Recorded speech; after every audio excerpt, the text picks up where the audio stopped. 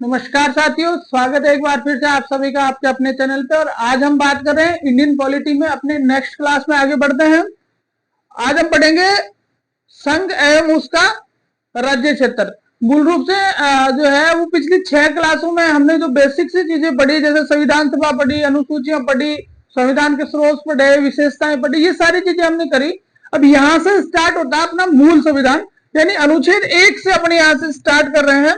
अनुच्छेद 1 से लेकर अब मतलब 395 तक हम जाएंगे। तो यहाँ से अपना मेन जो ये कह सकते हैं मूल संविधान का जो 1 से लेकर जो अनुच्छेद वाइज अनुच्छेद हम आगे बढ़ेंगे, वो हम यहाँ से शुरुआत कर रहे हैं। तो जिन लोगों ने अभी तक पिछले वीडियो नहीं देखे हैं, एक बार वो उसको देख लें, शॉर्ट नोट्स बना लें। अभी जो कल भर्तियां, जो बम्पर भर्तियां आई है, उन सभी भर्तियों में इंडियन पॉलिटी के लिए सफिशिएंट ये क्लास है। बहुत ही इंपॉर्टेंट जो है ये सीरीज आप सभी के लिए ज्ञान सेतु के द्वारा प्रोवाइड करवाई जा रही है। तो रिक्वेस्ट है सभी से कि जिन्होंने अपना चैनल अभी तक सब्सक्राइब नहीं किया वो कर लें और टेलीग्राम ज्वाइन करें, ऐप डाउनलोड करें। ठीक है, तो बहुत से फ्री कंटेंट आपको यहाँ अवेलेबल होने वाले हैं। तो शुरुआत करते हैं आज के अपने इस क्लास की। ठीक है, सबसे पहले हम बात कर रहे हैं संघ एवं उसका राज्य क्षेत्र।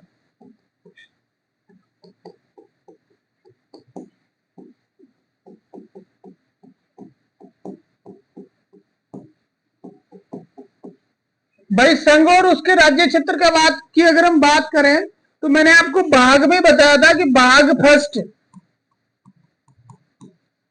अनुच्छेद 1 से लेकर 4 तक के अंदर जो है वो भारत के संघ और उसके राज्य क्षेत्र का उल्लेख है। पहला ही प्रश्न यहां से आपके बनता है कि भाई यह इसका उल्लेख किस में है, तो भाग फर्स्ट में है और अनुच्छेद 1 से लेकर 4 तक जो है वो इससे रिलेटेड है। ठीक है, तो हम बात करते हैं सबसे पहले अनुच्छेद 1 की।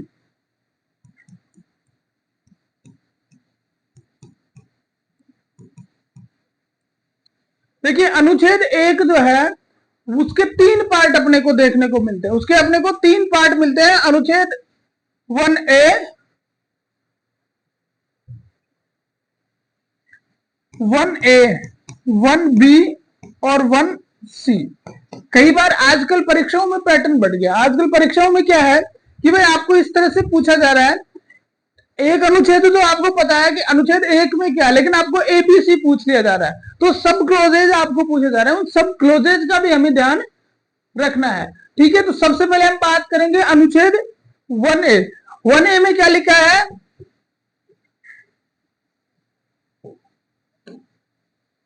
भारत जो राज्यों का संघ है,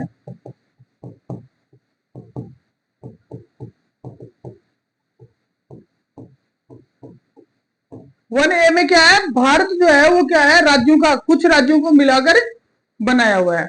इस पर हम डिस्कस करेंगे। एक बार हम तीनों देख लेते हैं। जो 1B जो है आपका दूसरा जो चैप्टर आता है ना कि 1B, 1B आपका कह रहा है, एक सेकेंड,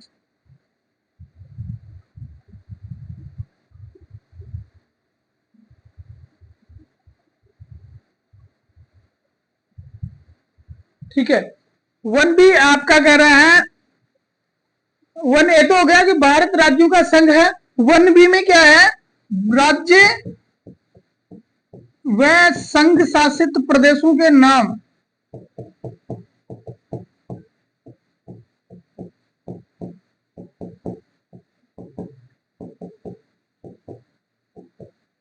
वन भी कह रहा है राज्य और संघ शासित प्रदेशों के नाम। और 1C जो है उसके अंदर क्या है, उसमें आपके लिखा है नवीन क्षेत्रों का प्रवेश।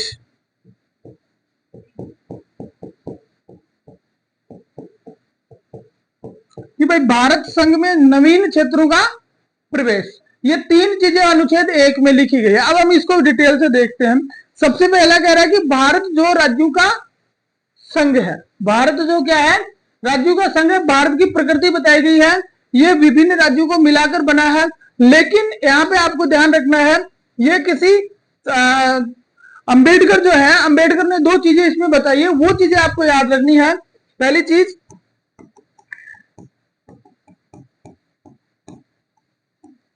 समझौते का परिणाम नहीं है।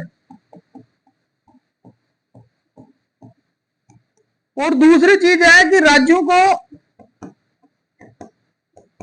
संघ से अलग होने का अधिकार नहीं।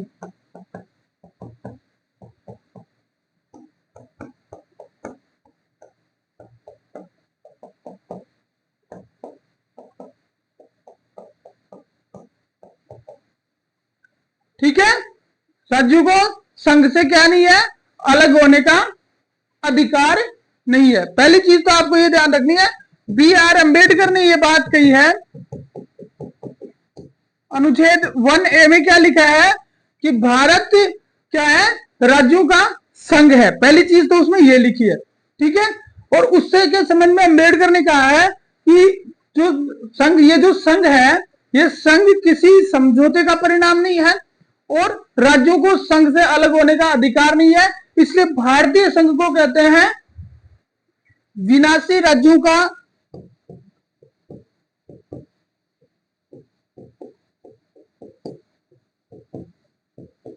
अविनाशी संघ।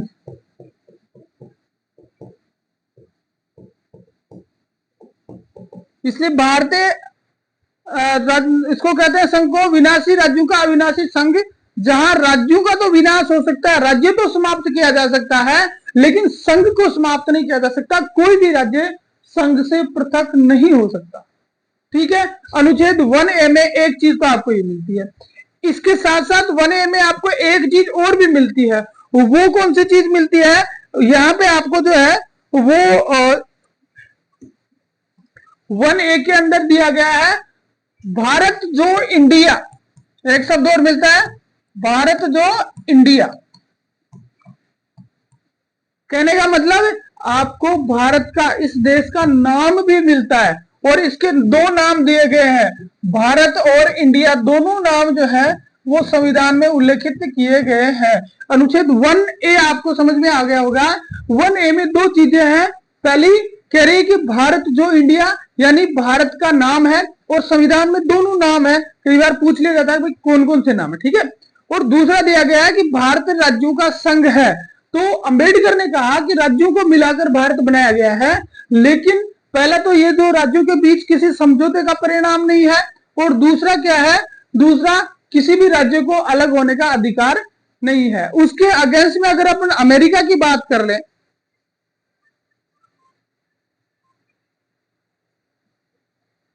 अमेरिका की अगर हम बात करें ना, इसी परिप्रेक्ष्य में अमेरिका की बात करें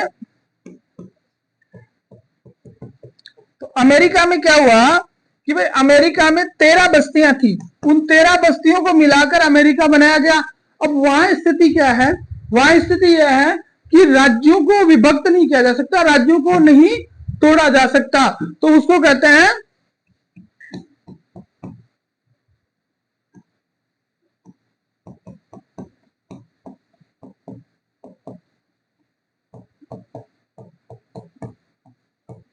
अविनाशी राज्यों का विनाशी संघ।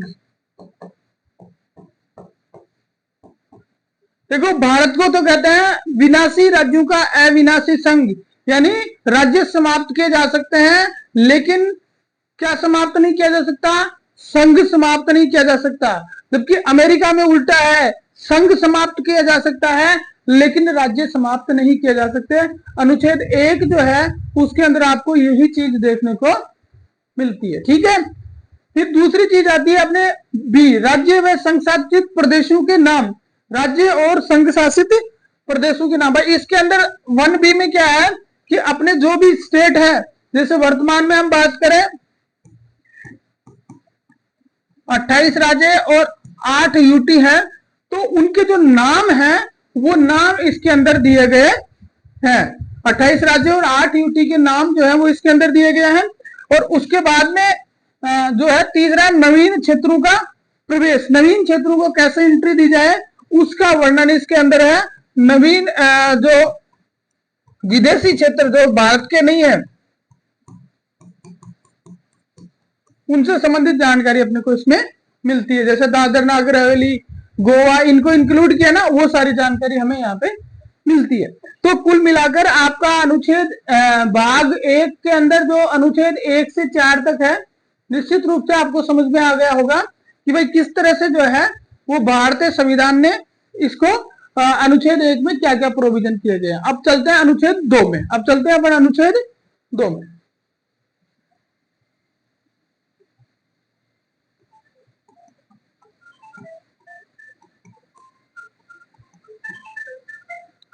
अब चलते हैं अनुच्छेद 2 में।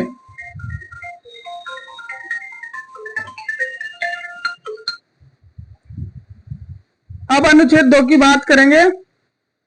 एक सेकेंड। हाँ भाई, अनुच्छेद 2 में क्या है? नवीन राज्यों का प्रवेश।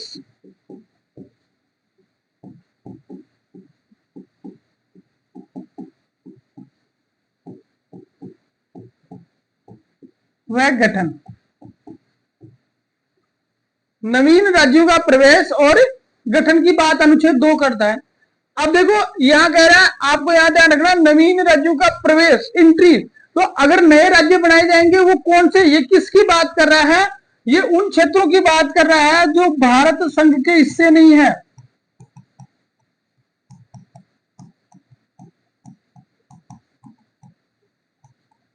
याद रखना है, अनुच्छेद 2 जो है वो किस चीज की बात करता है? ये उसकी बात करता है जो भारत यूनियन के पार्ट नहीं है, बाहर के क्षेत्र है, उनका भारत में प्रवेश करवाना और भारत के बाहर किसी क्षेत्र को राज्य गठित करके भारत में शामिल करना, ये इसमें शामिल है। अगर आपको पूछा जाता है कि भाई नवीन राज्यों के नवीन राज्य बनाने का प्रावधान किसमें, तो वो अनुच्छेद 3 में आएगा। लेकिन ये बाहरी क्षेत्रों के लिए है। जैसे भारत ने किस किस को लिया? जैसे दादर नागर हवेली को लिया,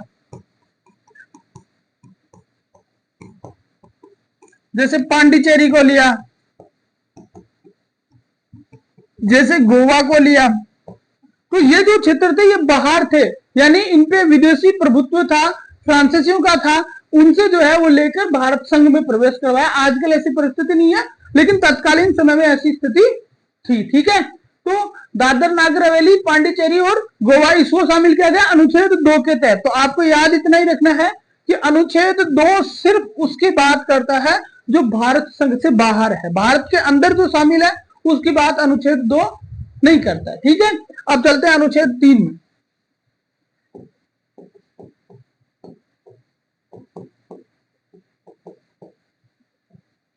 अनुच्छेद 3 में देखो, ये मोस्ट इंपोर्टेंट है। इसमें है, पहला तो है नवीन राज्यों का निर्माण।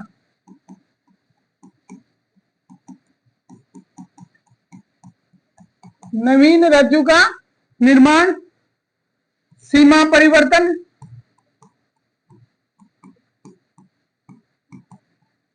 और नाम परिवर्तन।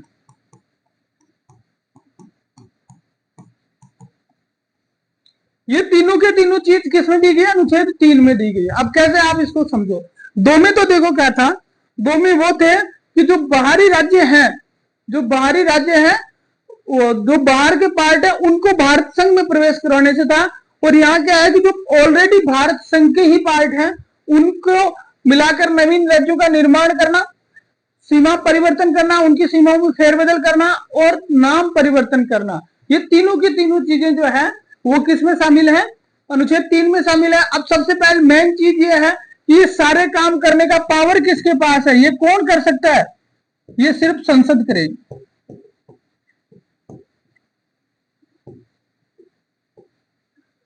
किसी नए राज्य बनाना है, संसद बनाएगी। उनकी सीमा में चेंज करना है, संसद करेगी। उनके नाम में परिवर्तन करना है, संसद करेगी। क्या प्रक्रिया है, सारी एक साथ में लेंगे।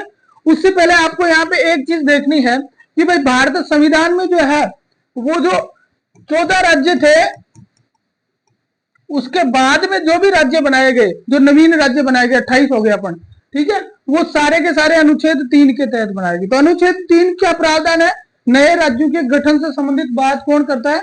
अनुच्छेद 3 करता है। ठीक है, अब उसके बाद में चलते हैं नाम परिवर्तन। देखो, नाम परिवर्तन से आपको प्रश्न पूछे जाने की संभावनाएं बढ़ जाती है। यहाँ इस अनुच्छेद से नाम परिवर्तन, भाई अब तक किस किस के नाम परिवर्तित किए गए? तो अब तक अगर नाम परिवर्तन की बात हम करें तो किस किस राज्य के नाम जो है वो अब तक चेंज किए गए हैं। तो अगर उनकी हम बात करें तो सबसे पहले जो है वो आपका रहा था 1950 में संयुक्त प्रांत। इस संयुक्त प्रांत का नाम बदला और क्या कर दिया, उत्तर प्रदेश। ठीक है, 1950 के बाद में सीधे 1959 में आ जाओ, सॉरी 1969 में आ जाओ। 1969 में इन्होंने क्या किया, मद्रास का नाम बदला और कर दिया तमिलनाडु। ठीक है, उसके बाद में 1973 में जो है मैसूर का नाम बदला और मैसूर का नाम कर दिया कर्नाटक। मैसूर का नाम क्या कर दिया, कर्नाटक। आज का जो कर्नाटक है पहले मैसूर के नाम से जाना जाता। 1973 में ही इन्होंने क्या किया, एक जगह थी लक्षद्वीप, इसका नाम बदल के कर दिया लक्षद्वीप। क्या कर दिया, लक्षद्वीप। फिर उसके बाद में 1992 में आइए, 1992 में दिल्ली का नाम बदला और दिल्ली का नाम बदल के कर दिया एनसीआर, राष्ट्रीय राजधानी क्षेत्र, राष्ट्रीय राजधानी क्षेत्र। ठीक है, उसके बाद में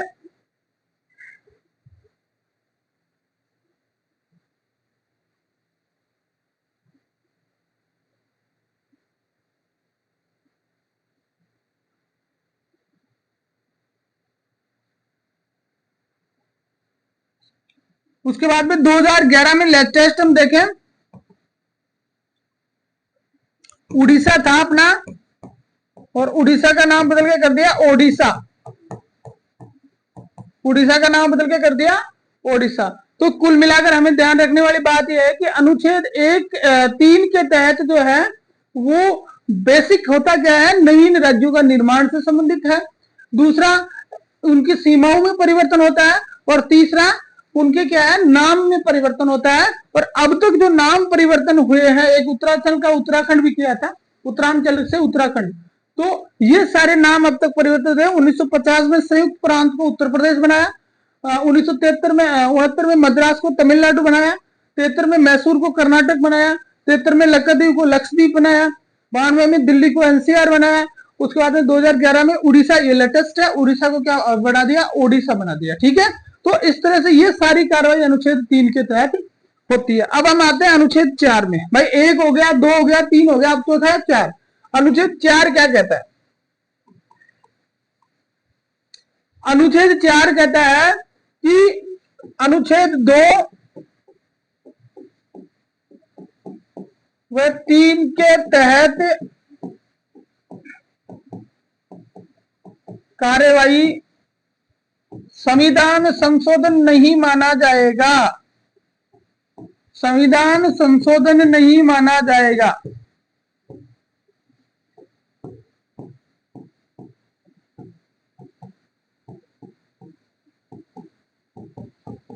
ठीक है, अनुच्छेद 4 आपको कह रहा है कि अनुच्छेद 2 और 3 के जो है जो कार्रवाई हो रही है, 2 और 3 के तहत जो कार्रवाई हो रही है, यानी नए राज्यों का प्रवेश और नए राज्यों का निर्माण, ये दोनों के दोनों क्या नहीं माने जाएंगे, संविधान संशोधन नहीं माने जाएंगे।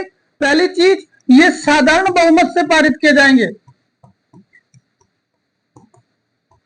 ये जो है वो कौन से बहुमत से पारित किए जाएंगे, साधारण बहुमत से। एक तो संविधान संशोधन नहीं माने जाएंगे, एक साधारण बहुमत से इनको पारित किया जाएगा। तो आपको ये चारों अनुच्छेद याद हो गए। पहला था जिसमें भारत का नाम था, उसके साथ साथ राज्यों के संघ की बात कर रहे थे, उसके साथ साथ ये था कि भाई जो दूसरे जो बाहरी क्षेत्र है उनको भारत में कैसे शामिल करें।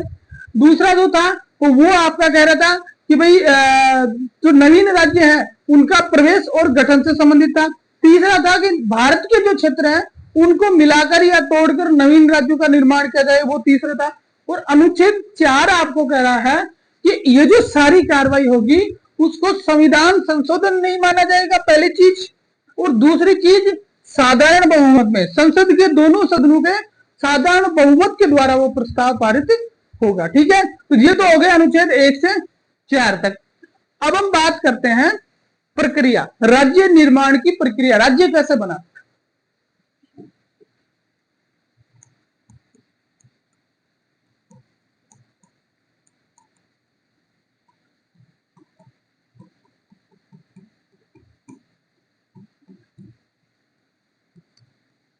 राज्य निर्माण की प्रक्रिया, राज्यों का गठन कैसे होता है। देखो सबसे पहले क्या होता है इसमें, राष्ट्रपति की अनुमति।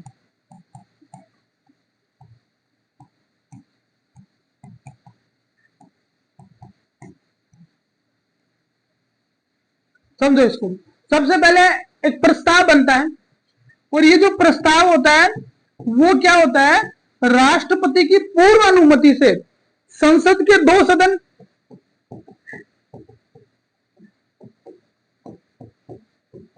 संसद के दोनों में से किसी भी सदन में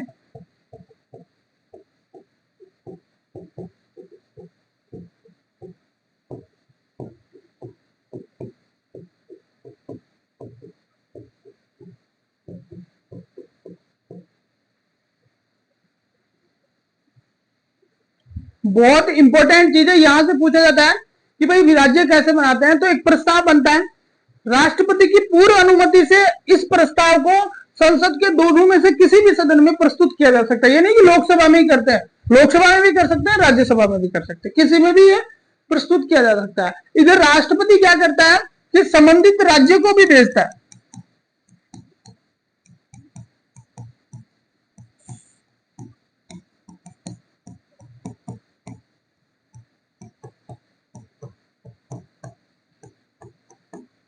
राष्ट्रपति क्या करते हैं कि जिस राज्य को तोड़ के नया राज्य बनाया जा रहा है उस राज्य की सहमति के लिए भी पत्र भेजते हैं। अब इस पहले सहमति की बात कर रहे थे, सहमति में आपको दो चीजें ध्यान रखनी है, एक तो इसकी कोई समय सीमा नहीं है,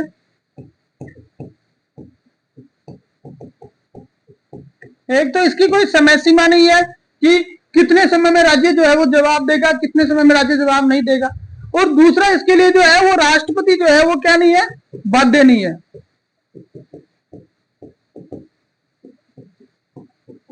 एक तो इसकी समय सीमा नहीं है, दूसरा राष्ट्रपति इसके लिए बाध्य नहीं है कि राज्य ने कह दिया कि नहीं बनाए तो राष्ट्रपति इसको माने, नहीं, एक बार उसको फॉर्मेलिटी के तौर पे भेजने का प्रावधान है, राष्ट्रपति भेज देते हैं, और राज्य अगर मना करता है तो भी संसद जो है वो नवीन राज्य का निर्माण कर सकती है उसको तोड़ के, तो राज्य का जो है इसमें कोई रोल नहीं रहने वाला। तो आप फिर देखिए कि राष्ट्रपति की पूर्व अनुमति से प्रस्ताव संसद के दोनों में से किसी भी सदन में पेश किया जाता है, और फिर वो साधारण बहुमत से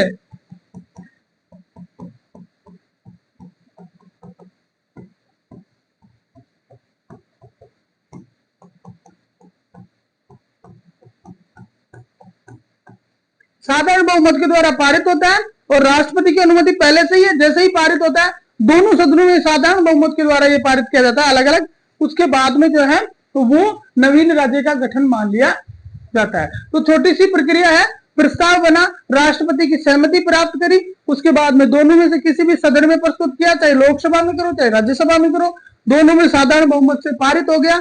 इधर राष्ट्रपति ने क्या किया कि संबंधित राज्य को भी प्रेषित कर दिया, वो जवाब दे नहीं दे, उसकी सहमति है असहमति कोई मतलब नहीं, कोई समय सीमा नहीं है, और दूसरा राष्ट्रपति ये मानने के लिए बाध्य भी नहीं है। बस ये बन गया आपका नवीन राज्य। तो अनुच्छेद 1 से लेकर 4 तक हमने जो है वो ये जो नवीन राज्यों के गठन से संबंधित जो चीजें थी वो हमने देखी, 2 में क्या था, 3 में क्या था, 4 में क्या था, और उसके बाद में राज्य निर्माण की प्रक्रिया, ये सारी चीजें हमने जो है वो डिटेल में डिस्कस कर ली। अब हम आगे चलते हैं कि भारत का जो संघ क्षेत्र बना उसमें क्या क्या चीजें हुई, कैसे राज्य बने, कौन कौन से राज्य बने, कब बने, उस पर और भी बात हम यहाँ पे करते हैं। तो चलते हैं आगे।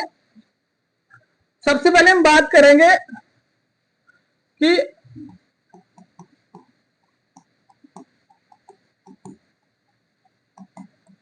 भारत में राज्य निर्माण, ठीक है, भारत के राज्य निर्माणों की बात करने से पहले हम आते हैं 1947 1947 की बात करते हैं। देखिए 1947 में देश जैसे ही अपना देश आजाद हुआ, आजाद होते एक मांग उठने लगी, और वो मांग क्या थी, मांग थी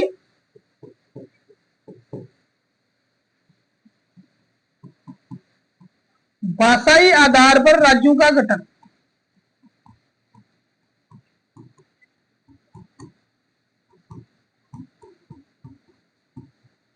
मांग क्या थी कि भाषा के आधार पर राज्य जो है वो बनाए जाए, ठीक है, और विशेष तौर से दक्षिणी भारतीय जो राज्य थे ना वहां से ये डिमांड ज्यादा आ रही थी कि भाषा के आधार पर राज्यों का गठन किया जाए। सरकार ने इस समस्या के समाधान के लिए एक आयोग बनाया। उस आयोग को आपको याद रखना है कौन सी, ये जो मांग थी इसी मांग के लिए बनाया धर आयोग। पहली चीज आपको ये पूछी जाएगी कब बनाया, जून 1948 में बनाया। ठीक है, किस चीज के लिए बनाया, ये इस आयोग को ये बताना था कि क्या राज्यों का गठन भाषा के आधार पर किया जाना चाहिए या नहीं, ये बताना था। जून 1948 में इसका गठन किया गया। इसके सदस्य जो थे, 3 सदस्य आयोग था, 3 सदस्य थे टोटल। एक थे एस के धर, एक थे जे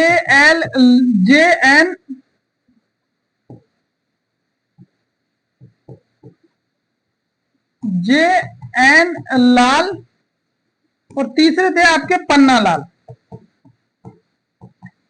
भाई ये 3 सदस्यों को मिलकर ये आयोग बनाया गया। और एस के धर जो थे इसके क्या थे, अध्यक्ष थे, चेयरपर्सन थे, इसलिए इसको कहते हैं धर आयोग। ठीक है, भाषाई जो समस्या थी उस भाषाई समस्या के समाधान के लिए धर आयोग बनाया गया जून 1948 में। इसने जो है वो अपनी सिफारिश, इस आयोग ने अपनी सिफारिश जो है वो प्रस्तुत की, रिपोर्ट प्रस्तुत की दिसंबर 1948 में। दिसंबर 1948 में इस आयोग ने अपनी रिपोर्ट दी, जांच करके पूरी जून में बनाया। याद रखना है 3 सदस्य एस के धर, जे एन लाल और पन्ना लाल, 3 मेंबर थे इसके अंदर। और इसने दिसंबर 1948 में अपनी सिफारिश प्रस्तुत कर। अब दिसंबर 1948 में इसने क्या सिफारिश की, इसने कहा कि राज्यों का गठन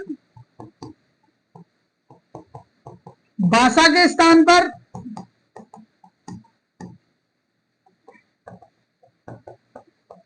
प्रशासनिक कुशलता के आधार पर किया जाना चाहिए।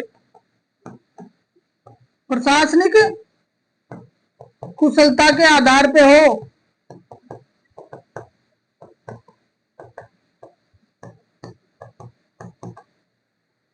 ठीक है, तो एक बार फिर देख लो कि 1947 में जब भारत आजाद हुआ उस समय राज्यों की मांग चल रही थी कि भाषाई आधार पर राज्यों का पुनर्गठन किया जाए। ठीक है, आपको पता होना चाहिए पुनर्गठन से पहले क्या स्थिति थी। पहले जब 1947 में जब भारत आजाद हुआ था तो उस टाइम पर अपने 562 रियासतें थी। ठीक है, इस 562 में से 559 रियासतों ने तो भारत में शामिल होना स्वीकार कर लिया था। ठीक है, सिर्फ 3 रियासतें थी, वो कौन सी थी, हैदराबाद और आपका जूनागढ़ और तीसरी थी कश्मीर। इन तीनों ने भारत संघ में विलय होने से मना कर दिया था। फिर बाद में हैदराबाद को उन्होंने पुलिस के द्वारा, पुलिस कार्रवाई के द्वारा, जूनागढ़ को जो है वो मतपत्रों के द्वारा, जनमत संग्रह द्वारा, और इसको जो है वो विलय पत्र के द्वारा भारत में शामिल किया गया था। वो प्रक्रिया हिस्ट्री किया था, उसमें अभी यहां नहीं पढ़ेंगे। अपन शॉर्ट में देख लेते हैं कि 562 में से 559 रियासतें स्वीकार कर ली गई, लेकिन 3 रियासतों ने मना कर दिया था, जिसमें हैदराबाद, जूनागढ़ और कश्मीर थी। हैदराबाद को पुलिस कार्रवाई से, जूनागढ़ को जो है वो जनमत संग्रह द्वारा, और कश्मीर को विलय पत्र के द्वारा भारत संघ में शामिल किया गया। ठीक है, ये चीज हो गई यहाँ पे। उसके बाद में भारत में क्या हुआ कि भारत के जो राज्य थे, इन राज्यों को 4 प्रकार में विभाजित किया गया, 4 खंडों में विभाजित कर लिया गया। इनके 4 प्रकार थे, कौन कौन से थे आपको पता होना चाहिए। कै, ख, ग और घ। ठीक है, कै के अंदर 9 थे, ग के अंदर 9 थे, क में 9, ख में 9, और इसमें था कितना 1, और यहां थे 10। ठीक है, टोटल 29 जो थे, टोटल 29 राज्य थे, और राज्य केंद्र शासित प्रदेश वगैरह जो भी हम कह सकते हैं 29 थे। क श्रेणी, ख श्रेणी, ग श्रेणी और घ श्रेणी, 4 श्रेणियां थी। और चारों श्रेणियों में पहली श्रेणी में 9 थे, दूसरी श्रेणी में 9 थे, तीसरी में 10 थे, और चौथी में 1 था। 1 कौन सा था, अकेला, अंडमान निकोबार द्वीप समूह। इसमें कौन था, अकेला अंडमान निकोबार द्वीप समूह। देखो दोनों चीजें आपको पूछी जाती है, कभी भी पूछ सकते हैं कै श्रेणी में कितने थे, ख में कितने थे, टोटल कितने थे। ठीक है, तो ये जो थे, जैसे ही ये राज्य बने, राज्य बनते ही डिमांड होने लगी कि भाई अब क्या करो, कि इनका पुनर्गठन करो। और पुनर्गठन कैसे करो? भाषा के आधार पर पुनर्गठन। भाषा के आधार पर पुनर्गठन कराने की बात आई तो सरकार ने एस के धर की अध्यक्षता में धर आयोग बनाया। जून 1948 में धर आयोग बना। धर आयोग के 3 मेंबर थे। 3 मेंबर कौन? एस के धर, JN लाल और पन्ना लाल। ठीक है, तीनों के तीनों ने जांच करी। जांच करके उन्होंने दिसंबर 1948 में अपनी रिपोर्ट प्रस्तुत करी।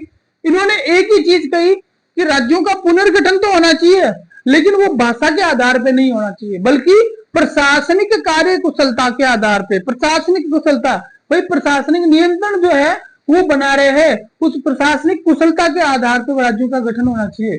ठीक है, तो जैसे ही ये बात निकल के बाहर आई और राज्यों में बवाल, दक्षिणी भारत के राज्यों में और बवाल हो गया कि नहीं, राज्यों का गठन तो किसके आधार पर होना चाहिए?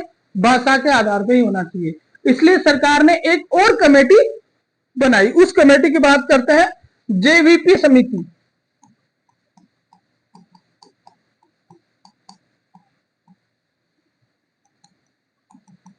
सरकार ने एक और कमेटी का गठन किया, नाम है उसका JVP समिति। एक मिनट,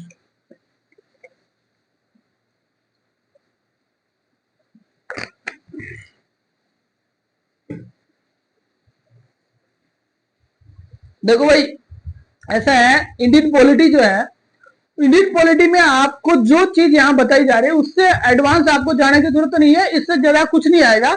इससे ज्यादा तो आप अगर फर्स्ट ग्रेड इंडियन पॉलिटी से पढ़ रहे हो तो फिर उसमें अरस्तु पढ़ो। ठीक है, उसमें फिर आपको पढ़ने पड़ेंगे। फर्स्ट ग्रेड सब्जेक्ट वाली नहीं है, ये फर्स्ट पेपर की हम बात कर रहे हैं और इंडियन कॉन्स्टिट्यूशन को हम पढ़ रहे हैं यहाँ पे। तो इसके अलावा चाहे RS ले लो, SI ले लो, first grade, second grade, third grade, जो भी वैकेंसी वर्तमान में है और इंडियन पॉलिटी आपके उस सिलेबस में है, तो वो चीज जो है यहाँ पे कंप्लीट है। ठीक है, तो अब देखो धर आयोग के बाद में बना JVP समिति। दिसंबर 1948 में JVP समिति बनाई गई। मेन चीज आपको क्या पूछा जाता है कि भाई JVP समिति है, सदस्य कौन है? तो सदस्य की बात करते हैं। इसके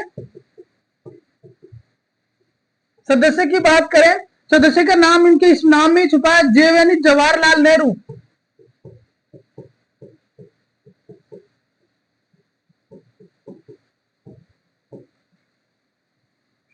ठीक है, JV है, यू नहीं है, V है ये, JVP। ठीक है, दूसरे थे वल्लभ भाई पटेल, वी से वल्लभ भाई पटेल।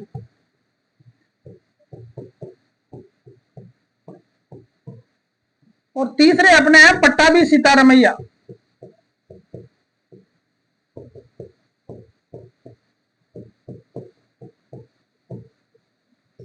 भाई इनके जो नाम थे ना, उन नामों के अक्षर लेके ही JVP समिति बनाई गई।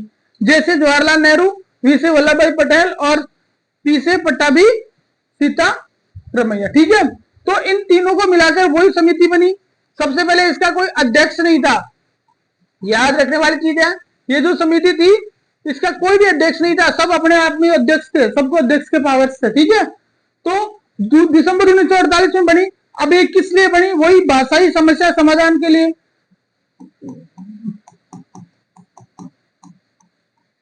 भाषा के आधार पर राज्यों का गठन किया जाए या नहीं किया जाए, इसके समाधान के लिए बन गई। ये जो समिति थी, इस समिति ने भी अपनी रिपोर्ट जो है वो अप्रैल 1949 में प्रस्तुत की। अप्रैल 1949 में इसने अपनी रिपोर्ट दे दी। अब रिपोर्ट में क्या दिया? इसने कहा राज्यों का गठन भाषा के आधार पे न करके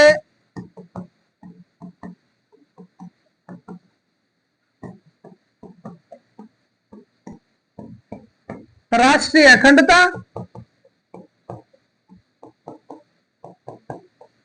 प्रशासनिक कुशलता के आधार पे किया जाए।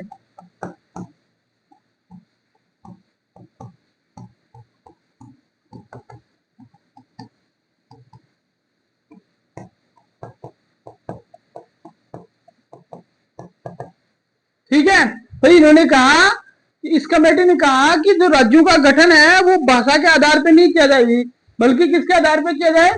प्रशासनिक कार्यकुशलता और राष्ट्रीय एकता को ध्यान में रख के किया जाए, भारत खंडित नहीं होना। आगे समझ में? JVP समिति ने भी मना कर दिया और धर आयोग ने भी यहाँ पे क्या कर दिया? आपको मना कर दिया। ठीक है, दोनों ने कहा भाषा के आधार पर राज्यों का पुनर्गठन नहीं होना चाहिए। जब देखो राज्य सरकार ने मना कर दिया तो फिर जनता किस पे आती है? आंदोलन पे। तो एक नाम आपको याद रखना है,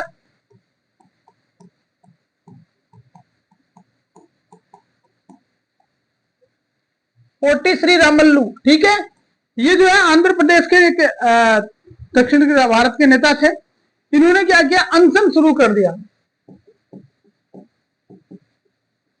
इन्होंने कहा कि भाई भाषा के आधार पर राज्यों का निर्माण नहीं किया जाता है तो मैं खाना नहीं खाऊंगा। देखो, राज्य बनाने के लिए तो लोग अनशन कर रहे हैं। ठीक है, आप सरकारी नौकरी पाने के लिए पढ़ भी नहीं सकते, इसलिए इससे भी आपको मोटिवेशन लेने की जरूरत है कि पोटी श्री रामल्लू ने जो है 52 दिन तक कुछ नहीं खाया, 52 डेज, 52 दिन तक बिल्कुल भूखा रहा। और 52 दिन भूखा रहने के बाद स्थिति क्या होती है वो तो आपको पता ही है। 52 दिन कोई आदमी भूखा रह जाता है तो उसकी क्या हो गई? मृत्यु। 52 दिन वो भूखा रहा, परिणाम स्वरूप पोटी श्री रामल्लू की क्या होगी? मृत्यु हो गई। आमरण अनशन जिसको हम कहते हैं वो उसने किया। अपने को तो सिर्फ 6 महीने पढ़ना है, अपने को तो कितना पढ़ना है? 6 महीने पढ़ना है। इसने तो बेचारे ने क्या किया? आमरण अनशन किया। जैसे ही इसकी मृत्यु हुई, आंदोलन तेज हो गया, सरकार दबाव में आ गई और 1 अक्टूबर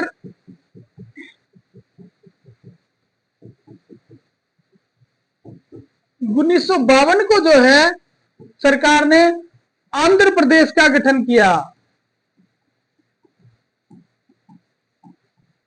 आंध्र प्रदेश बना दिया। आंध्र प्रदेश में आपको याद रखना है, ये भारत का कौन सा था? ये भारत का 14वां राज्य था। ठीक है, पहली चीज ये भारत का कौन सा था? 14वां राज्य था। उसके बाद में दूसरी चीज इसमें याद रखनी है, भाषा के आधार पर गठित प्रथम राज्य। ये तेलुगु भाषी क्षेत्र था, तेलुगु बोलने वालों के लिए आंदोलन हो रहा था। तो भाषा के आधार पर गठित प्रथम राज्य है। आ गई पूरी कहानी समझ में? एस के दर आयोग ने मना किया, जेवीपी समिति ने मना किया।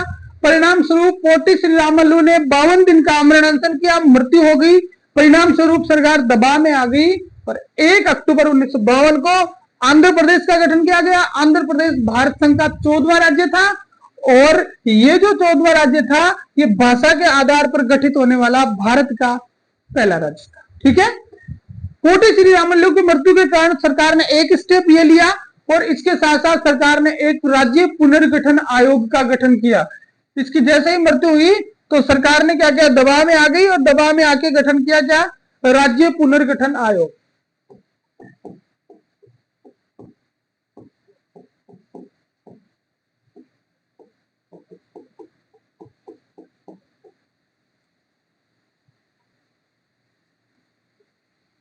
सरकार ने राज्य पुनर्गठन आयोग का गठन किया, बहुत इंपॉर्टेंट आयोग था।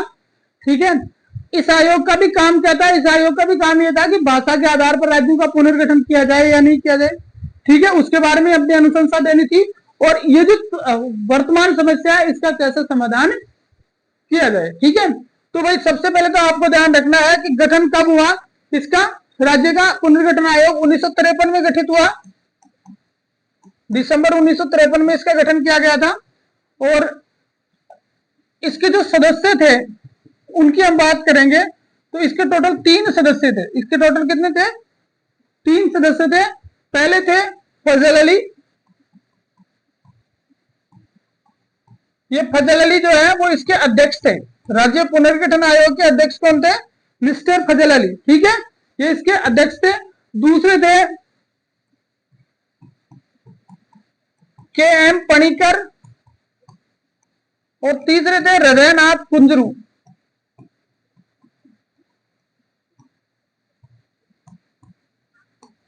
भाई याद हो जाएगा आपको।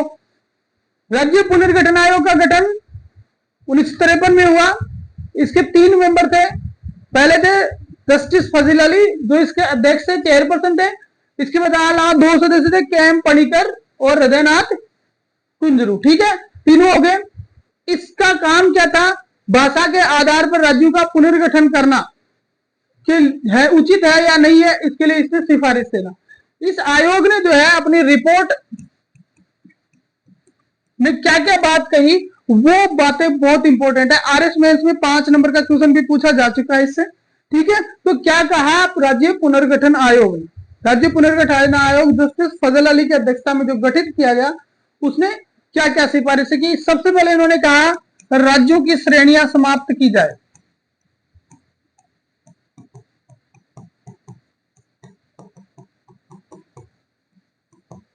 पहली चीज क्या गई, राज्यों की जो श्रेणियां थी, क्या क्या गया, 4 श्रेणी थे आपको पीछे बताया, वो समाप्त की जाए। दूसरी, राज्य पुनर्गठन आयोग ने कहा भाषाई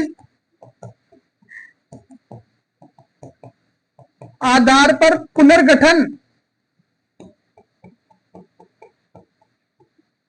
लेकिन एक भाषा एक राज्य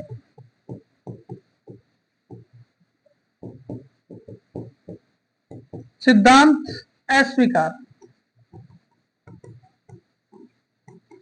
इन्होंने कहा कि भाषा के आधार पर राज्यों का पुनर्गठन कर सकते हो आप, ठीक है, लेकिन ऐसा नहीं होगा कि एक राज्य एक भाषा सिद्धांत हो, यानी एक राज्य के अंदर वो भाषा बोलने वाले लोग ही रहे, दूसरे भी रह सकते हैं, कोई तकलीफ नहीं होनी चाहिए उनको। भाषाई आधार पर आप पुनर्गठन कर लीजिए, लेकिन एक भाषा एक सिद्धांत, एक भाषा एक राज्य के सिद्धांत को इन्होंने क्या किया, अस्वीकार कर दिया। इसके साथ साथ तीसरा काम इन्होंने किया, राज्य 26 राज्य, सॉरी 16 राज्य व 3 यूटी बनाए जाए।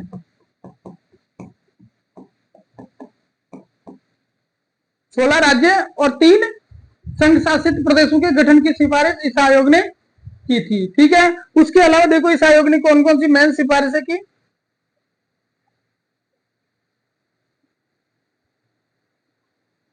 अब उसके बाद में देखो इस आयोग की चौथी सिफारिश क्या थी। इस आयोग की चौथी सिफारिश थी हिंदी को जो है संपर्क भाषा का दर्जा दिया गया।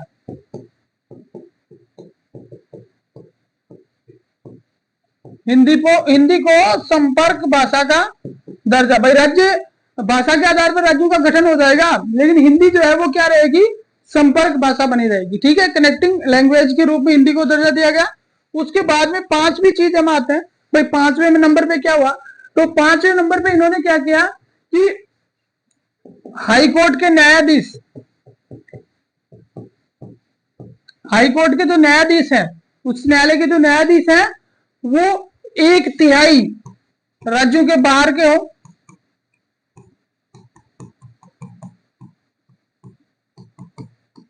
1/3 राज्यों के बाहर के होने चाहिए। दूसरी चीज इसके अंदर शामिल क्या थी कि भाई सरकारी सेवा में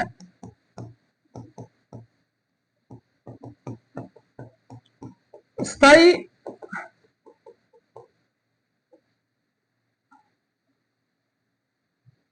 सरकारी सेवा में स्थानीय निवासी की अनिवार्यता समाप्त।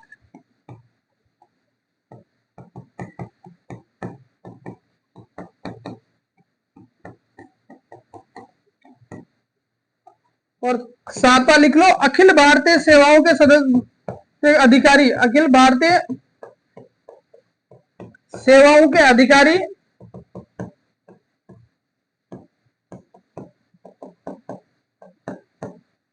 राज्य के बाहर के हों।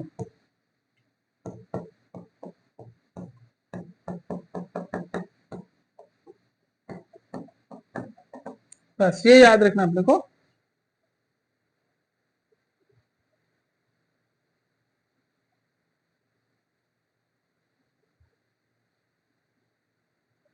बस राज्य पुनर्गठन आयोग में इतना काफी है। तो भाई राज्य पुनर्गठन आयोग का गठन किया गया 1953 में, ठीक है। दिसंबर 53 में 3 सदस्य थे, फजल अली, के.एम. पणिकर, हृदयनाथ कुंजरू, ठीक है। और इसकी जो रिपोर्ट जो आई अप्रैल 1949 में, उसमें सॉरी अप्रैल 1954 में, 49 लिख दिया था मैंने, कहा कहीं पे मुझे लगा, ठीक है, ठीक है। इसने क्या कहा कि राज्यों की श्रेणी समाप्त कर दी जाए। क्या क्या गई जो श्रेणियां थी वो समाप्त की गई। भाषा के आधार पर पुनर्गठन को स्वीकार कर लिया गया, लेकिन ये कहा गया कि एक भाषा एक राज्य सिद्धांत अस्वीकार कर दिया गया। फिर उसके बाद में 16 राज्य और 3 यूटी बनाए जाए, 16 राज्य और 3 संशासित प्रदेश बनाए जाए, और हिंदी को संपर्क भाषा का दर्जा दिया गया। न्यायाधीश जो होंगे हाई कोर्ट के, उनके 1/3 न्यायाधीश राज्य के बाहर के होने चाहिए। सरकारी जो सेवाएं हैं उन सरकारी सेवाओं में स्थानीय लोग ही लगे, ऐसी प्राथमिकता समाप्त की जाए। और एक इन्होंने कहा कि अखिल भारतीय सेवाओं के जो सदस्य हैं, ये अखिल भारतीय सेवाओं के सदस्य जो है वो राज्य के बाहर के होने चाहिए। ठीक है, आईएएस जो है वो वहां के स्थानीय निवासियों को राज्य में नहीं लगाया जाए, ऐसा कोई प्रोविजन इन्होंने किया था। इसकी रिपोर्ट के अनुसार 7वां संविधान संशोधन लागू हुआ।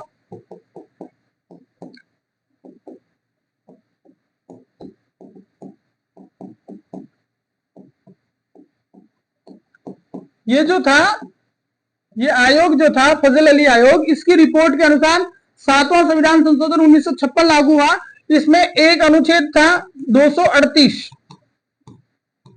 भाग था 7, ये दोनों के दोनों क्या कर दिए गए, निरस्त कर दिए गए। ध्यान रखना है, 7वें संविधान संशोधन 1956 के द्वारा अनुच्छेद 238 भाग 7, भाग 7 का ही पार्ट था अनुच्छेद 238, ये निरस्त कर दिया गया। अब इसमें क्या था, 238 में क्या था, राज्यों की श्रेणियां।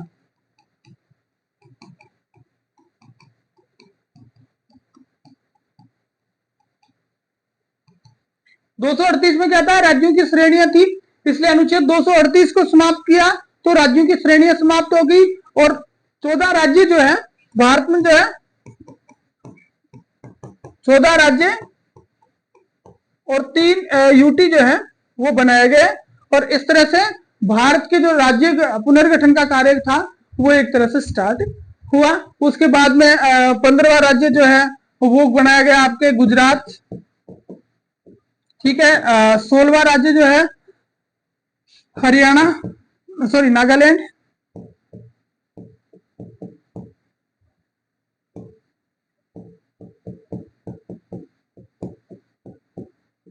सत्रहवां राज्य जो है वो हरियाणा। ठीक है, लेटेस्ट की अगर हम बात करें तो 2014 में बनाया गया था आपका तेलंगाना।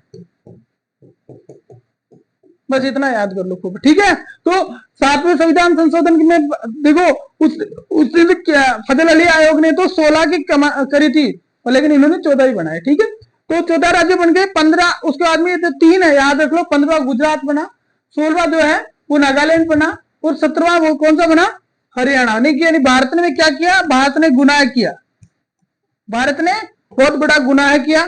तो गु से गुजरात, ना से नागालैंड, है से हरियाणा। ठीक है, तीनों हो गए। और उसके बाद में लेटेस्ट की अगर हम बात करें तो 2014 में जो है वो तेलंगाना को 28वां राज्य बनाया गया।